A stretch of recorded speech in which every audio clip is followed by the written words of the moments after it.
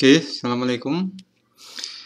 Jumpa lagi teman-teman analis.co.id dan teman-teman analis saham syariah.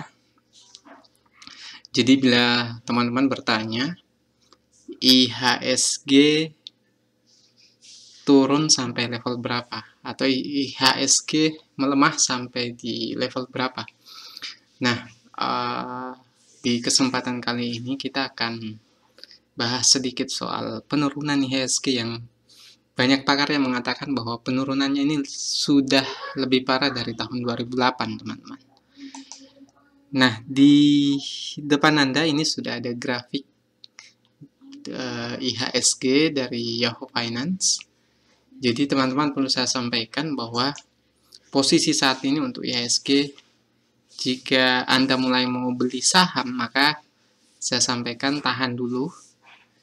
Dan yang perlu kita ketahui bahwa memang pergerakan bursa itu akan selalu seperti ini, akan fluktuatif, kadang naik, kadang turun, tapi yang jelas dalam jangka panjang, indeks harga saham gabungan itu akan selalu naik dari waktu ke waktu.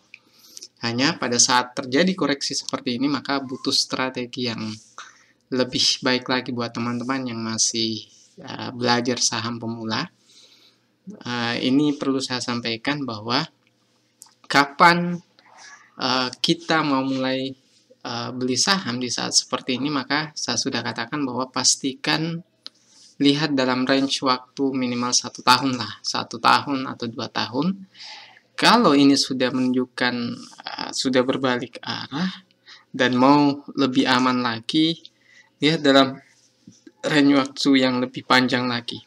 Jadi ketika kondisi IHSG sudah naik berbalik arah seperti di 5 tahun terakhir seperti ini, sudah naik seperti ini, maka pada saat itulah waktunya untuk mulai beli saham. Nah, kemudian pertanyaan kedua, sampai kapan IHSG akan turun? Jadi kalau kita lihat saat ini, dalam jangka panjang, penurunannya ini jauh lebih tajam dibanding tahun 2008 sebenarnya. Jadi kalau ditanya kapan IHSG akan berhenti, maka kita akan lihat dulu IHSG turun karena apa, atau indeks saham gabungan dari Bursa Efek Indonesia ini turun atau anjlok karena apa. Jadi banyak yang mengatakan bahwa ini karena faktor virus corona atau COVID-19, dan memang saya juga sepakat bahwa penurunan itu lebih dominan dikarenakan karena faktor COVID-19 ini. Jadi kapan dia memulai kembali lagi berbalik arah seperti di tahun 2015 atau 2008 ini, maka kita tunggu kapan wabah ini mulai berhenti. Jadi kalau khususnya di Indonesia, ketika orang yang terinfeksi virus ini sudah mulai terhenti, tidak terus bertambah dari hari ke hari seperti pada saat ini, yang bahkan pada hari ini di tanggal 25 ini, 24 kemarin itu ada penambahan sampai 100 daftar orang yang positif terinfeksi COVID-19.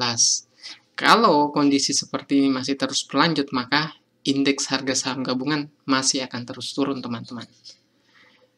Kalau misalnya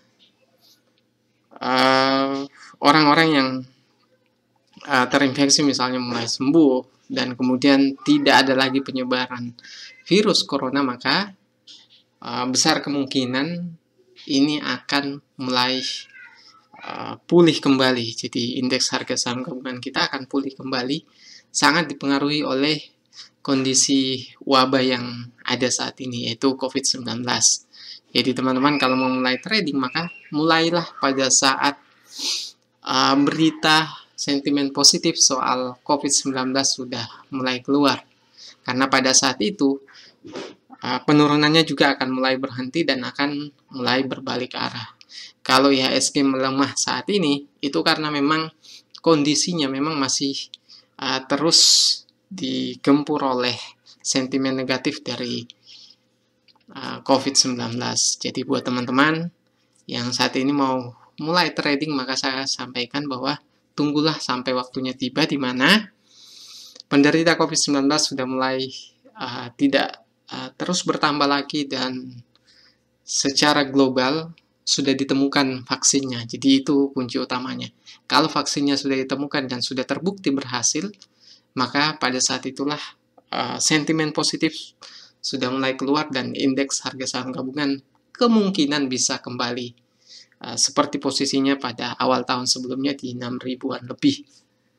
Dan perlu pula diwaspadai buat teman-teman, kalau isu resesi kemudian tidak berlanjut setelah isu COVID ini, maka bisa jadi IHSG akan naik. Tapi kalau isu resesi kemudian kuat lagi dan mempengaruhi pasar global, maka kita tidak tahu kondisi IHSG nantinya akan seperti apa. Dan perlu satu catatan penting buat teman-teman, wabah itu sulit untuk diprediksi kapan akan terhenti. Ada wabah yang beberapa tahun silam itu bahkan sampai 5 tahun baru terhenti. Nah, ini yang perlu jadi kewaspadaan teman-teman.